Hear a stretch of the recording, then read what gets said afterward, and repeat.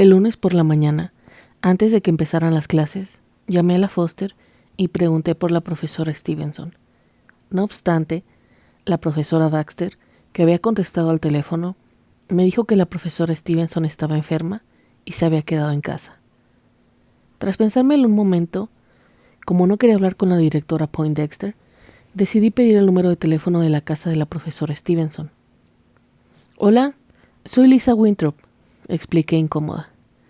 Supongo que sabe que me expulsaron el viernes. Quería saber si tengo que hacer tarea o algo en especial, para seguir el día con las clases. Hubo una pausa durante la que me imaginé que la profesora Baxter sacaba uno de sus pañuelos de encaje y se lo aplicaba con pena en los ojos. 625, dijo como rezando. 8714. Gracias. Colgué y marqué de nuevo. El teléfono de la profesora Stevenson sonó 5 veces y no hubo respuesta. Estaba a punto de dejarlo y llamar a Sally, por si a lo mejor sabía lo que teníamos que hacer. Entonces una voz respondió. No era la de la profesora Stevenson.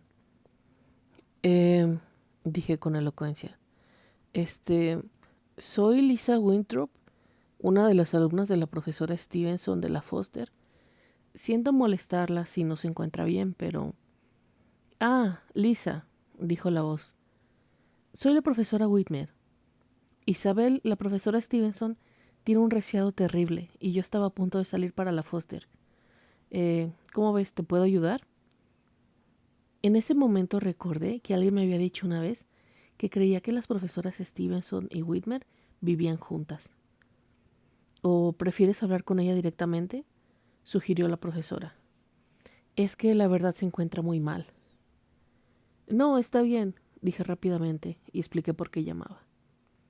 La profesora Whitmer se marchó unos instantes, luego volvió y me dijo que sí, que tenía que seguir al día y que me mandaría los deberes a través de chat si me parecía bien. También comentó lo agradable que era que la semana fuera más corta por acción de gracias, y me sugirió que me pusiera en contacto con Sally para decirle los deberes a ella también. Así que llamé a Sally, que todavía parecía estar disgustada por lo ocurrido, y después pasé 20 minutos decidiendo qué ponerme para ir al instituto de Annie. Me probé 4 vaqueros distintos hasta encontrar unos que no estuvieran sucios, rasgados, demasiado desgastados o demasiado impecables. Y luego surcí un rato en el codo de mi jersey gris favorito, que llevaba así desde la primavera. Cuando me marché, eran más de las 10. Tardé más de 1 hora en llegar al instituto de Annie, ya que tenía que cambiar de línea de metro y todo. Ella me había hecho un plano del edificio y me había dado su horario, pero también me había advertido que no me dejarían entrar así sin más como pasaba en la Foster. Y vaya que sí tenía razón. Apenas vi el edificio, me acordé de lo que había comparado con la cárcel. He visto institutos feos por todo Nueva York, pero ese era el peor de todos. Tenía un diseño tan imaginativo como el de un búnker. Subí los enormes escalones de cemento del exterior, crucé las puertas dobles con los cristales cubiertos de malla de alambre, la misma que en los cristales de las ventanas. Entré en un recibidor cavernoso del que brotaban varias escaleras de metal. Lo primero que más me impresionó fue el olor. Una combinación de desinfectante, hierba y el metro en un día de calor. Este último hedor era el que predominaba. Lo segundo fue el edificio. También parecía una cárcel en el interior. Hasta los cristales de adentro, los de las puertas de los despachos, estaban reforzados con malla de alambre, y en medio del recibidor, frente a las puertas de entrada, había una mesa gigantesca con 3 guardias de seguridad. El más grande de ellos se me acercó en cuanto entré. ¿Qué quieres?, preguntó con agresividad. Le dije mi nombre, cómo Annie me había indicado, y le expliqué que era una amiga suya que había ido a ver a su instituto. ¿Y tú por qué no estás en clase?, me preguntó. No supe qué decir. Se me pasaron por la cabeza varias respuestas. Que había dejado el instituto, que nosotras no teníamos clase toda la semana de Acción de Gracias, o que me había graduado antes de tiempo, lo que fuera, excepto que me habían expulsado. Entonces pensé que ya me había metido en suficientes líos y que además siempre se me ha dado fatal mentir. Así que dije la verdad. Me preguntó por qué me habían expulsado y también se lo conté. Y ahí se lió. Él y otro guardia que me llevaban a un despacho diminuto que estaba en el pasillo. Me preguntaron qué me parecería que llamaran a la Foster para confirmar mi historia, y me pidieron que enseñara lo que llevaba en los bolsillos. Cuando respondí ¿para qué?, los guardias se miraron y uno de ellos dijo: ¿Esta niña va en serio? Por supuesto, aquel día no llegué a ver mucho más del instituto de Annie. Me fui y pasé las horas siguientes en el Museo Nacional de los Indios Americanos. Cuando volví a acercarme al instituto de Annie, sobre las 2:30, los guardias y un par de policías estaban vigilando afuera, y lo que parecían miles de estudiantes salían por las puertas. Ya creía que no iba a haber forma de que Annie me viera, a menos que tuviera mucha suerte. Pero entonces la vi yo a ella y la llamé agitando los brazos. Uno de los guardias empezó a acercárseme, pero conseguí escabullirme y perderme entre la multitud. Annie lo observó todo desde el segundo escalón. Entonces me crucé y luego se acercó a mí sonriente. «Vámonos de aquí», dijo, y me llevó hasta un parquecito tranquilo que había a la vuelta de la esquina. Estaba lleno de perros con madres y carritos de bebé. Un mundo diferente por completo. Intenté entrar, dije, y le conté lo que había pasado. Cuando acabé, ella dijo: «Lo siento mucho, Lisa. Tendré que haberte advertido mucho más. Lo siento». No pasa nada. Los guardias de seguridad son lo peor. Seguro que se han pensado que ibas a vender droga. Soltó una risita y se sentó en un banco. Ya me gustaría que estuvieran en mi barrio en lugar del instituto. No me pareció que estuviera tan mal, dije, y recordé lo avergonzada que estaba cuando la llevamos a casa. Tu barrio, digo. Me senté a su lado. Venga ya, exclamó Annie, de la misma forma que había saltado en los claustros cuando hablamos del asunto de las perforaciones de orejas. ¿Sabes lo que hay en esos edificios abandonados?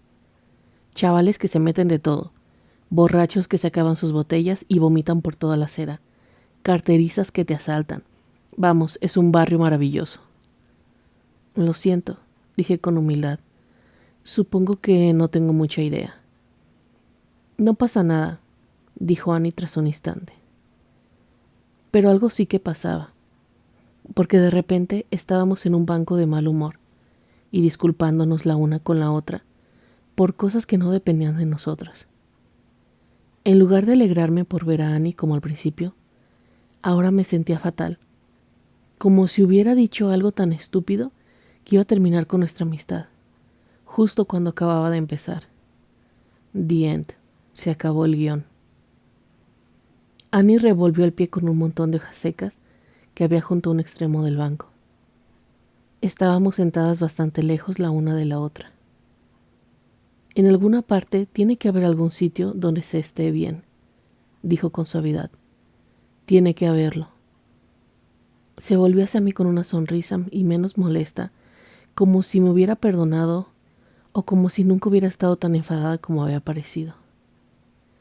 Desde el piso en el que vivíamos cuando era pequeña, después de mudarnos a San Francisco, se podía ver la bahía. Había puntitos blancos en las colinas. Eran las casas. Parecían pajaritos blancos. Me gustaría volver allí y averiguar si es tan bonito como lo recuerdo. Es una de mis montañas. Agitó los brazos dentro de su abrigo. Era más grueso que su capa, pero pude observar que era viejo y estaba deshilachado en algunas zonas. A veces me imaginaba que yo también era un pájaro como los que creía ver al otro lado de la bahía, y que podía volar hasta allí. Y ahora vas a volar al otro lado del país para llegar hasta ellos, dije con cuidado. Ay, Lisa. Sí, aunque...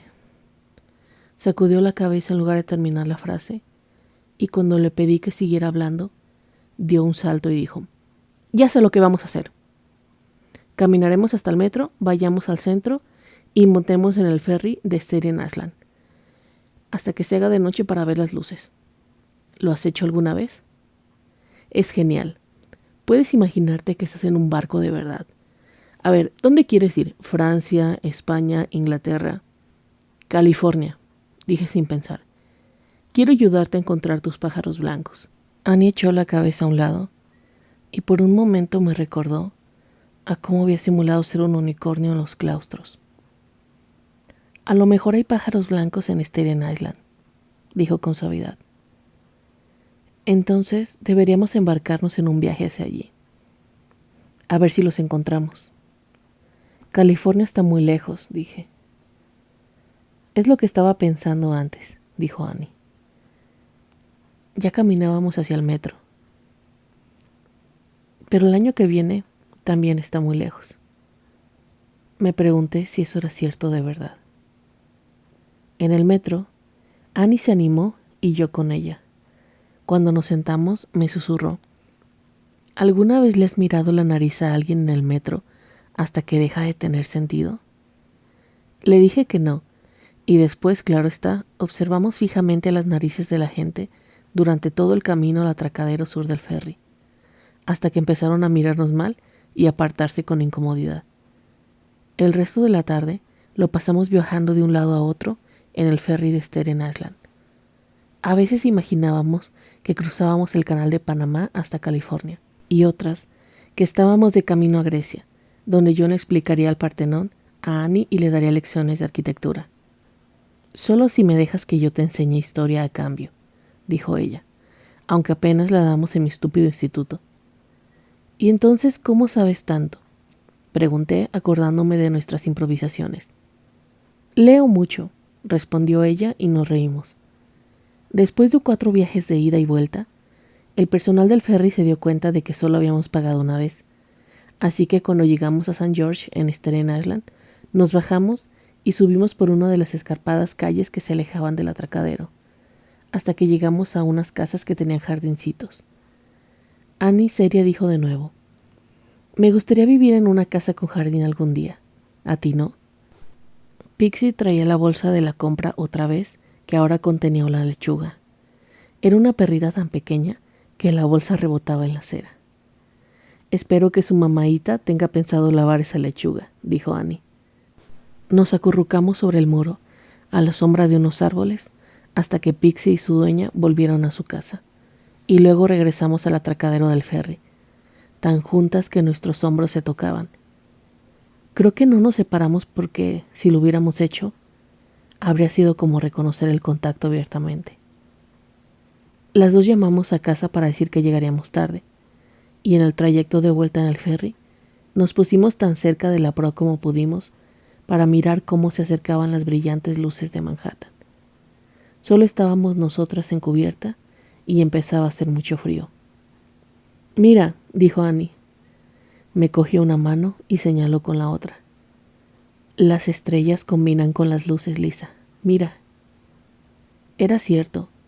Había 2 patrones como 2 lazos dorados, uno en el cielo y otro en la tierra.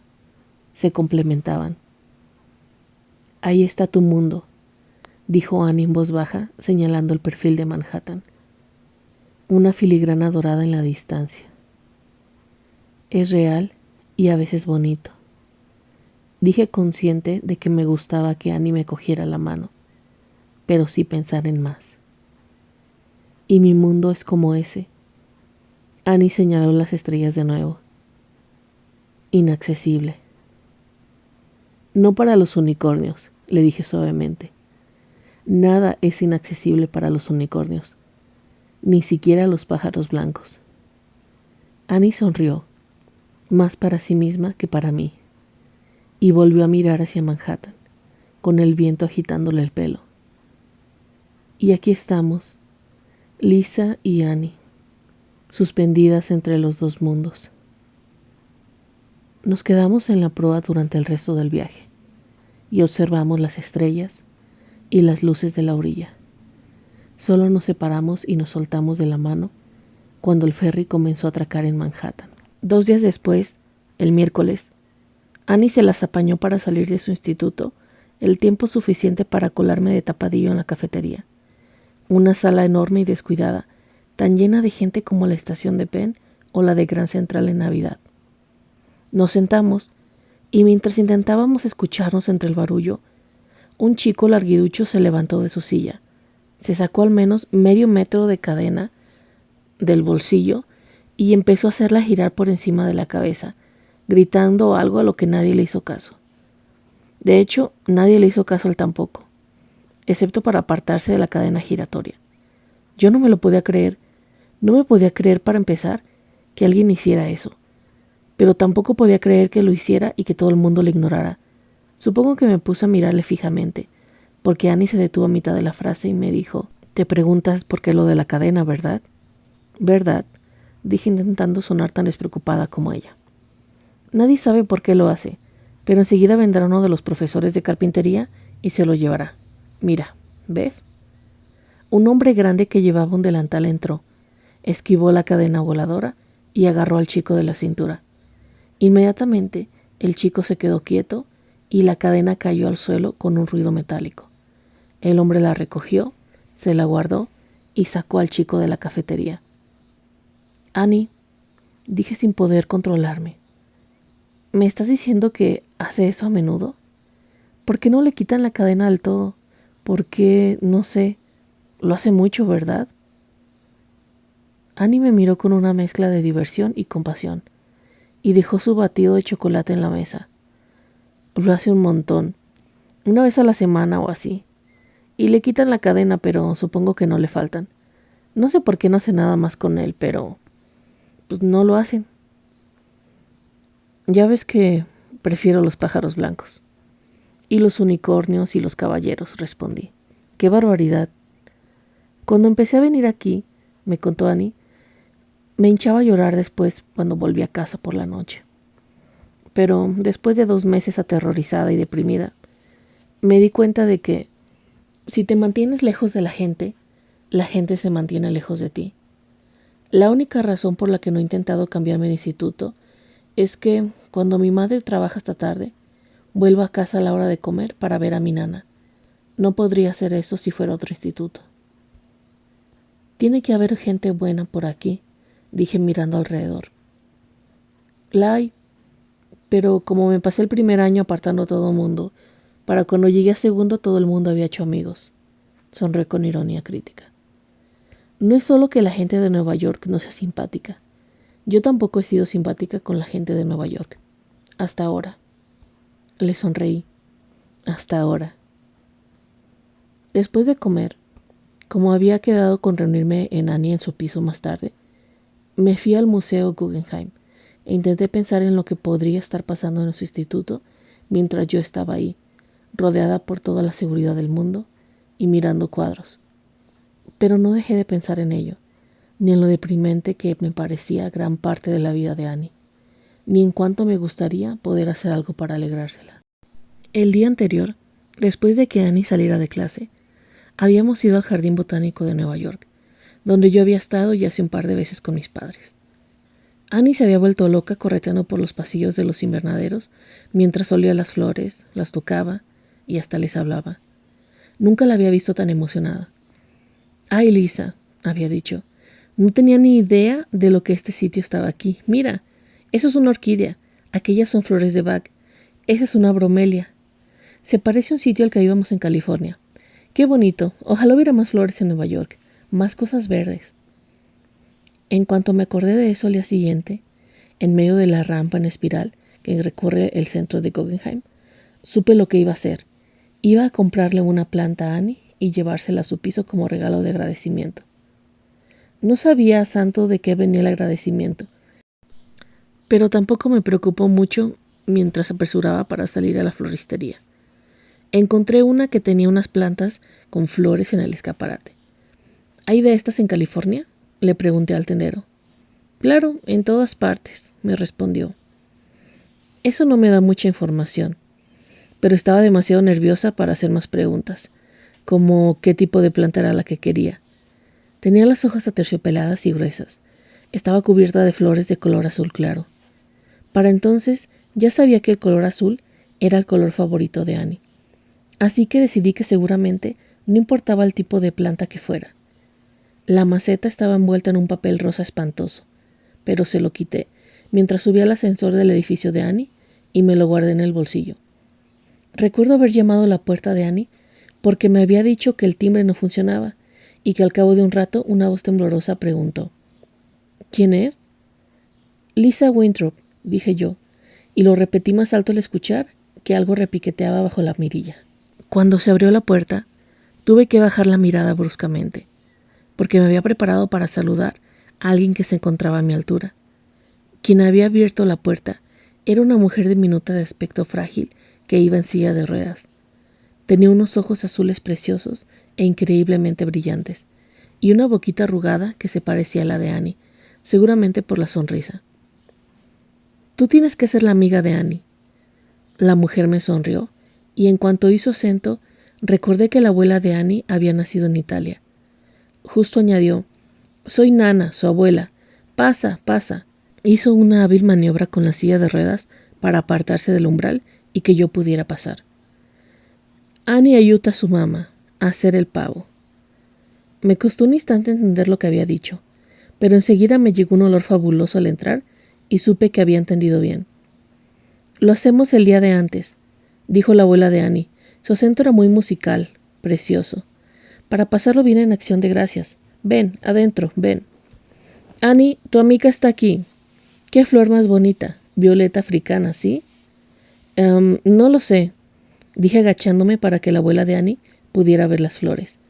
«No tengo ni idea de plantas, pero sé que a Annie le gustan, así que le he traído una». No se me había ocurrido contarle a casi nadie de mi edad por lo menos, que le había comprado un regalo a Annie, pero aquella viejecita encantadora no le pareció nada raro. Juntó las nudosas manos y fue entonces cuando supe de quién había heredado a Annie su risa, además de su sonrisa, porque su abuela se rió exactamente igual. «Annie se pondrá muy contenta», dijo mirándome a los ojos brillantes. «Muy contenta. Ya verás cuando veas su estaza. Le encantan las flores». «Annie, mira», dijo volviéndose hacia Annie, que acababa de salir de la cocina con el pelo recogido en una trenza alrededor de la cabeza, un trapo a la cintura y la cara roja por el calor del horno. «Mira, tu amiga te ha traído a otra amiga». La abuela y yo nos reímos de su ocurrencia mientras Annie miraba a la violeta y luego a mí. «No me lo creo», dijo Annie mirándome a los ojos por encima del cabello cano y brillante de su abuela. «¿Me has traído una violeta africana?» Yo asentí con la cabeza. «Feliz Acción de Gracias». «Dios, Lisa, ahora me dirás que esto también forma parte de tu mundo real, ¿no?» «Bueno, real es», dije fingiendo modestia. «¿Qué mundo real decís?», dijo la abuela. «Annie, llévame a la cocina, yo ayudo a tu mamá. Tú vete a hablar con tu amiga». Annie me guiñó el ojo al empuñar la silla de su abuela, y la viejecita me apretó la mano cuando Annie empezó a llevársela. «Me gustas, Lee», dijo la abuela pronunciando mi nombre del mismo modo en que a menudo lo hacía Chad. «Haces feliz a mi Annie. Se pone muy triste a veces». Hizo una mueca de tristeza como la de las máscaras de teatro. «Las niñas jóvenes deberían reír. La vida ya es mala cuando creces. Más vale reír cuando eres joven. Enséñale eso a mi Annie, Lee. ¿De acuerdo?» «De acuerdo», dije mirando a Annie. Creo que alcé la mano en señal de promesa cuando le dije: «Prometido». «Bien, Annie se ha reído más esta semana desde que te conoce». Annie llevó a su abuela a la cocina, mientras yo esperaba en el pasillo, incómoda, mirando las ajadas paredes que iban hacia el salón. Vi una porción de moqueta muy desgastada que debe de haber sido de color rojo brillante en otro momento, un sofá asimétrico al que se le salía el relleno por algunos sitios y una foto descolorida del Coliseo romano en la pared, junto a un crucifijo que tenía una hoja de palma reseca metida detrás. «Es de mi nana», dijo Annie, que había vuelto y señalaba el crucifijo. «Los demás no somos muy religiosos. Mi madre es protestante y yo no sé lo que soy». Se había quitado el trapo de la cintura, pero seguía teniendo la cara roja y algo sudorosa por el calor. Se le había soltado un mechón de pelo y me dieron ganas de apartárselo. «A mi abuela le has encantado», dijo. «A mí me ha encantado ella», respondí mientras Annie me llevaba a su habitación a través del salón y de un pasillo más corto, pero más oscuro. «Oye», dije mientras ella se hacía a un lado para dejarme pasar, «quiero darte mi palabra de que te haré reír como ha dicho ella, ¿vale?» Annie sonrió, pero parecía algo distante. Se sentó al borde de su estrecha cama y me señaló la única silla.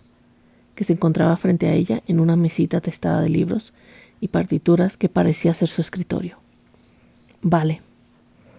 Me gusta tu cuarto, le dije mirando alrededor y tratando de mantener a raya la incomodidad que volví a sentir. La habitación era diminuta, pero estaba llena de cosas que obviamente significaban mucho para Annie, sobre todo los libros y las partituras, pero también algunos peluches y, como su abuela me había dicho, plantas, cientos de ellas. Daba la impresión, debido a las plantas, que uno no se daba cuenta enseguida de que la mesa estaba rayada y algo coja, de que la cama seguramente fue un sofá y de que había un retal de tela tapando una parte de la ventana, seguramente para evitar corrientes. De la ventana colgaba un gigantesco helecho y sobre el alféizar había una bandeja con guijarros y un montón de plantitas. En el suelo, a los pies de la cama, había una planta tan enorme que casi parecía un árbol pequeño. «Venga ya», dijo Annie. «No tiene ni punto de comparación con tu cuarto. El tuyo tiene luz y todo es, no sé, como nuevo». Observó que miraba la planta junto a la cama. «Es un árbol de caucho que pillé en Woolworths. Lo conseguí cuando no era pequeño, uno de los 95 centavos. Pues ahora vale unos $100 con lo grande que es. Te lo digo en serio, me gusta tu cuarto, me gusta tu abuela y me gustas tú». Durante un instante, ninguna de las dos dijo nada. Annie miró al suelo y luego se acercó al árbol de caucho y apartó algo invisible de una de sus hojas. «A mí también me gustas, Lisa», dijo con cautela. Había puesto la violeta africana en la mesa, pero entonces la cogió y la puso en el alféizar de la ventana tras hacerle un hueco entre los guijarros. «Es por la humedad. La necesitan y las piedrecitas ayudan. Vamos, lo que ayuda es el agua que se echa en la bandeja». ¡Ay, mierda! Se dio vuelta repentinamente, pero hubo algo en su voz que me hizo agarrarle la mano y hacer que se girara y volviera a mirarme de frente. Observé atónita que estaba casi llorando. «¿Qué ocurre?», pregunté y me levanté algo asustada. «¿Qué pasa? ¿He hecho algo mal?». Ella sacudió la cabeza y luego la apoyó un segundo sobre mi hombro. Mi mano iba de camino a acariciársela, justo cuando Annie se apartó y fue a su mesita de noche. Cogió un pañuelo de una caja y se sonó la nariz. «Sí que has hecho algo, idiota», respondió y volvió a sentarse al borde de la cama. «Me has traído un regalo y yo soy tan tonta y sentimental que me dan ganas de llorar. Y además me molesta no tener dinero para comprarte algo yo a ti. Ojalá pudiera». «Por el amor de Dios», dije y me senté a su lado y le abracé un segundo. «Mira, no quiero que me hagas ningún regalo. ¿Crees que es lo que espero?». «No, no lo sé», dijo Annie. «Nunca he tenido amigas. Es lo que intentaba contarte en la cafetería antes. Bueno, tenía una en California, pero entonces yo era mucho más pequeña. Y creí que me iba a morir cuando se mudó. Estábamos en sexto de primaria». «La idiota eres tú. No hacen falta regalos, ¿eh? Simplemente sabía que te gustan las flores y me emocioné porque hasta ahora no conocía a nadie que le gustaran. Y yo soy totalmente incapaz de cuidar plantas. Tómatelo como un regalo de agradecimiento por enseñarme Staten Island. Y por todo». Annie sorbió con fuerza por la nariz y finalmente sonrió. «Vale, pero eso tampoco hace falta. No tienes que hacerme regalos para agradecerme nada». Ya, me levanté y volví a la silla. «Háblame de tu amiga, la de California. Digo, si quieres». «Sí, creo que sí», dijo Annie. La siguiente hora en la habitación de Annie transcurrió mientras me enseñaba las fotos de Beverly, una niña pálida y con aspecto anodino. Me contó cómo salían a pasear por la playa e imaginar que se escapaban de casa, o cómo dormían la una en la casa de la otra, normalmente en la misma cama, cómo reían sin parar, hablaban durante toda la noche y a veces se besaban. «Como hacen las niñas pequeñas a veces», comentó sonrojándose. Sabía que Annie había sido muy pequeña por entonces, así que no le di más importancia. Luego le pregunté por su abuela y me contó que ella había tejido toda su ropa hasta que la artritis comenzó a afectarle demasiado los dedos. Me contó que a veces por la noche se paraba a escuchar la respiración de su abuela, aterrada porque pudiera morirse de repente. Al cabo de un rato, Annie y yo encontramos en la cocina, donde vivía varios gatos restregándose por las paredes. Nos sentamos en una mesa redonda con mantelitos de plástico naranja. Aspiramos el olor del pavo asado y charlamos con la madre de Annie, que era tímida y tenía aspecto de cansada, pero también era muy agradable. Y con la abuela, que no parecía tener prisa alguna por morirse. Tomamos zumo de uva y nos comimos un plato entero de unas galletas italianas riquísimas. Estaban rellenas de higo, dátiles y pasas. Cuando me marché, la abuela de Annie me dio una bolsa de galletas para que se las llevara a Chad. Al día siguiente, la tarde de Acción de Gracias, sonó el timbre justo cuando me acababa de terminar la segunda porción de tarta de calabaza y mi padre nos contaba la misma historia de todos los años, que él y su hermano habían robado un pavo de Acción de Gracias y habían intentado cocinarlo en una hoguera al aire libre en los bosques de Maine donde se había criado. Pulsé el botón de apertura y bajé a ver quién era. Se trataba de Annie, acompañada por un hombre bajito y fornido, con un bigote muy negro que resultó ser su padre. Vi un taxi amarillo aparcado en la doble fila en la calle. Por la expresión de Annie, sospeché que habría deseado encontrarse en cualquier otro planeta. El señor Kenyon se quitó la aplastada gorra que llevaba y dijo: «Perdón por la interrupción, pero Annie quería venir a veros esta tarde. Yo le he dicho que Acción de Gracias es un día familiar y que a lo mejor no querrías compañía. Y ella se ha pensado que yo no quería que viniera. Así que la he traído. Le hiciste un regalo tan bonito que se me ha ocurrido que tal vez tú, tu mamá, tu papá y tu hermano querrían venir a dar un paseo en el taxi. Así la familia seguiría estando junta, pero nos podríamos conocer un poco». Sin podérmelo creer, observé el taxi en doble fila. Entonces la abuela de Annie me saludó alegremente desde la ventana. «Siempre le damos un paseo a mi mamá en el taxi en las fiestas», explicó el señor Kenyon. A juzgar por la cara de Annie, estaba a punto de morirse de vergüenza. Yo intenté indicarle con un gesto que no había problema, porque era cierto. Entendía cómo se sentía. Pero su familia me parecía maravillosa. «Voy a preguntar», dije y corrí escaleras arriba. Annie vino detrás de mí y me agarró en el primer descansillo. «Lisa, lo siento mucho», dijo. «No termina de entender este país. No me lo explico, lleva aquí desde los 20, pero sigue creyéndose que está en un pueblo de Sicilia y... que es genial, no te preocupes. Ya te lo dije que me encanta tu abuela, me encantan los gatos de tu cocina y tu madre, aunque no la conozca muy bien. Y me encantan tus plantas y tu cuarto y tú, excepto cuando te pones idiota y te preocupas tanto porque no me vaya a gustar lo que sea». Annie sonrió tímidamente y se apoyó en la pared. «Sé que es una idiotez, pero siempre me preocupa que la gente se ría de ellos. Pero yo no voy a reírme de ellos. Si tanta gracia te hacen, yo me iré a vivir con ellos y tú puedes venirte aquí a Brooklyn Heights, ir a la Academia Foster y que te expulsen por perforar orejas. Y... espera, Annie». De repente se me había ocurrido. «¿Estás celosa? ¿Eso es lo que pasa? ¿Me tienes envidia?» «No», dijo Annie en voz baja, después de un rato. No, para nada. Tienes razón en que no me gusta mi instituto ni mi barrio, pero no me gustaría intercambiarme por ti ni nada. Creo que me acabo de dar cuenta de eso mismo, ¿sabes?» «Pues me alegro», dije aún enfadada, porque si lo que quieres es intercambiarte, si eso es lo que significo para ti, mejor lo olvidamos. Me sorprendí a mí misma, estaba furiosa. «Ay, Lisa, no es eso lo que significas para mí. Desde luego que no». Se apartó de la pared y me miró de frente. Hizo una rápida reverencia. «Princesa Lisa, ¿subiréis a la carroza mágica de esta humilde plebeya? Os mostraremos las más hermosas maravillas: gitanos, gaviotas, cuevas brillantes, el puente Tribrook». «¡Qué loca estás!», dije, cogiéndola de la mano. «Pedazo de unicornio». Durante un instante no pasó nada.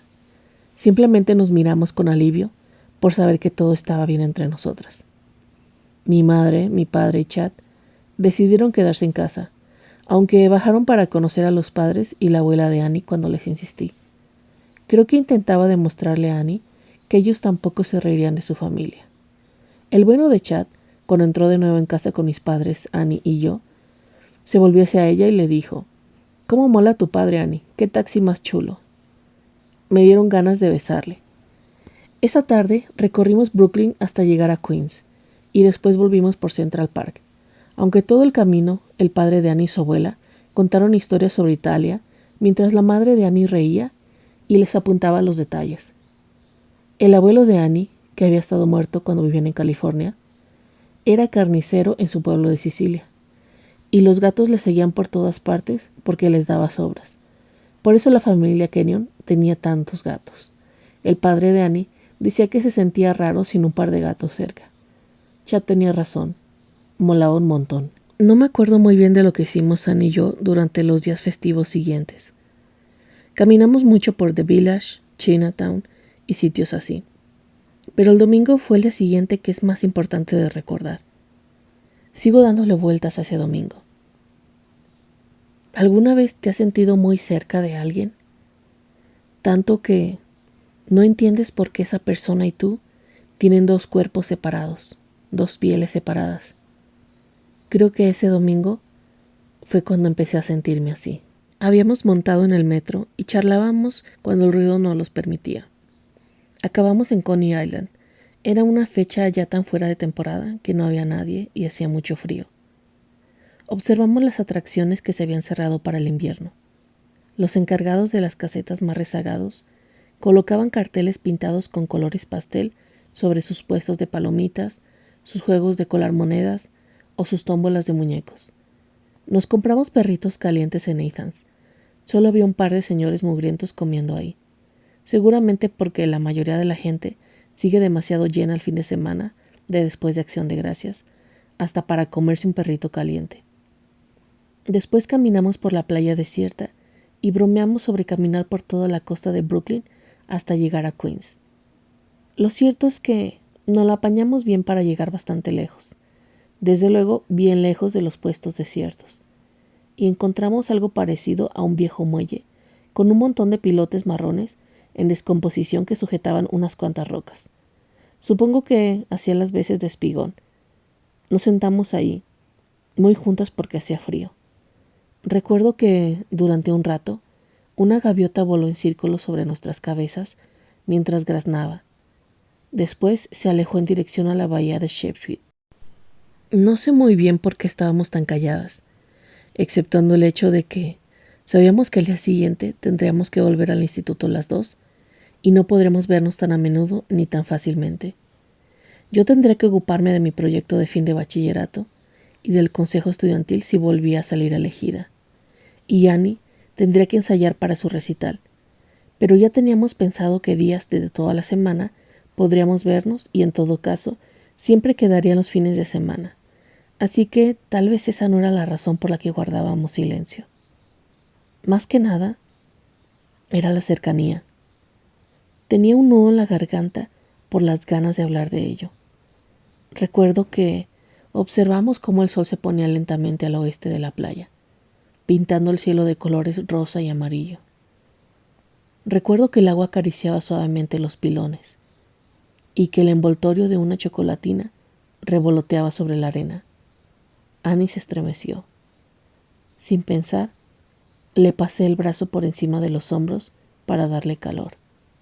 Entonces, antes de que ninguna de las dos supiéramos qué ocurría, nos abrazamos y los labios suaves y delicados de Annie se posaron sobre los míos. Cuando nos dimos cuenta de lo que pasaba, nos separamos.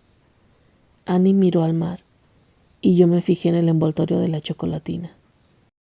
Para entonces ya se había alejado de los pilotes y se había quedado atascado contra una roca. Por hacer algo, me acerqué y me lo guardé en el bolsillo, y después me quedé ahí, mirando al mar. Yo también había intentado dejar la mente en blanco. Recuerdo haber deseado que me atravesara el viento, frío, puro y penetrante. Lisa, me llamó Annie en voz baja. Lisa, vuelve, por favor. Una parte de mí no quería, pero la otra sí, y esa ganó. Annie cavaba con la uña un agujerito en un pilote desgastado. Te vas a romper la uña, dije. Ella me miró y sonrió. Tenía una mirada tierna, preocupada y algo asustada, pero aún sonreía. El viento le agitó las hebras del pelo hacia mi cara, y tuve que apartarme. Me rozó la mano con la suya, casi sin tocarme. Para mí está bien, susurró. Si para ti está bien. Yo no lo sé. Era como si estuviera librando una batalla en mi interior y ni siquiera fuera capaz de reconocer los dos bandos. Había uno que decía, no, esto está mal, sabes que está mal y que es incorrecto y pecaminoso. Y otro que decía, nunca has sentido nada más adecuado, más natural, más auténtico y bueno. Otro avisaba de que todo estaba sucediendo demasiado rápido, y otro más solo quería dejar de pensar y abrazar a Annie para siempre. Había más bandos aparte de estos, pero no era capaz de identificarlos. Lisa, decía Annie. Lisa, yo me preguntaba si estaba pasando esto. ¿Tú no? Sacudí la cabeza. Sin embargo, para mis adentros, sabía que como mínimo me había sentido confundida. Annie se subió al cuello del jersey y yo quise tocar la parte de piel que hacía contacto con el tejido. Era como si siempre hubiera deseado tocarla ahí, pero nunca hubiera sido consciente de ello. Es culpa mía, dijo Annie con suavidad. Yo he pensado algunas veces, incluso antes de conocerte, que podría ser homosexual. Dijo la palabra homosexual con familiaridad, como si le resultara fácil aplicársela. No, conseguí decir.